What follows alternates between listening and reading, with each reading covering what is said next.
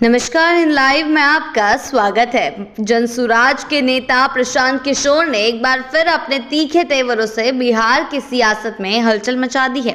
अशोक चौधरी द्वारा मानहानि का मुकदमा दर्ज कराने की चेतावनी के जवाब में पीके ने दो टूक शब्दों में कहा है कि वे किसी भी केस या एफआईआर से डरने वाले नहीं हैं। नालंदा में आयोजित प्रेस कॉन्फ्रेंस में प्रशांत किशोर ने अपने पुराने बयान पर न सिर्फ मजबूती से कायम रहने का ऐलान किया है, बल्कि सरकार और सत्ता के दंभ को भी खुली चुनौती दी है।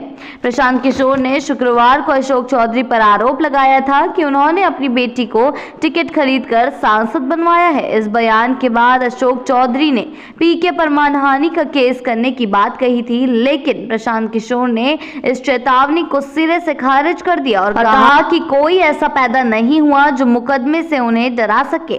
उन्होंने कहा कि सत्ता में बैठे लोग जितना चाहे मुकदमा कर ले, इससे उनके इरादे नहीं डगमगाएंगे। पीके ने तीखे लहजे में कहा है कि ना तो वह किसी सरकारी पद पर हैं और ना ही शराब या बालू के धंधे से जुड़े हैं। 3 साल से बिना किसी सुरक्षा के बिहार के गांव-गांव पैदल घूम रहे और आज तक कोई नुकसान नहीं पहुंचा सका। उन्होंने चुटकी लेते हुए कहा कि जिस बिहार में मुखिया बनने के बाद लोग गन मैन लेकर घूमते हैं, उसी बिहार में वह बिना सिपाही के बेखौफ घूम रहे हैं। प्रशांत किशोर ने याद दिलाया कि गांधी मैदान में एक बार उन्हें 20 थानों की पुलिस ने उठाकर कोर्ट ले गई थी, लेकिन डर के कारण उसी दिन उन्हें छोड़ भी दिया गया।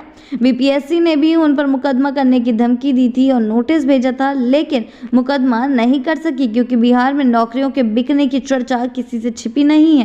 प्रेस कॉन्फ्रेंस के दौरान पीके ने मुख्यमंत्री नीतीश कुमार और बीजेपी पर भी जबरदस्त हमला बोला है। उन्होंने कहा है कि नीतीश कुमार बिहार चलाने की हालत में नहीं है, लेकिन भाजपा के बड़े नेता जानते हुए भी चुनावी मजबूरी में उन्हें नेता बनाए हुए हैं।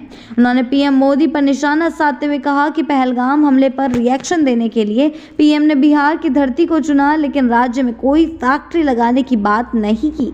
जी हां, प्रशांत किशोर ने तंज कसते हुए कहा है कि बिहार से सस्ते मजदूरों को गुजरात और अन्य राज्यों की फैक्ट्री में भेजने के लिए ट्रेन की घोषणा तो हो रही है, लेकिन बिहार में माल उत्पादन और उसे बाहर भेजने के लिए कोई योजना नहीं बनाई जा रही। उन्होंने सवाल उठाया कि क्या बिहार हमेशा सिर्फ मजदूर सप्लाई करने वाला राज्य बना रहेगा। साफ है कि प्रशांत किशोर का हमला न केवल व्यक्तिगत आरोपों पर आधारित था, बल्कि बिहार के राजनीतिक परिदृश्य और विकास की असलियत पर भी तीखी टिप्पणी थी। उन्होंने अपने चिर परिचित अंदाज में यह जता दिया कि वे किसी दबाव या धमकी से झुकने वाले नहीं हैं।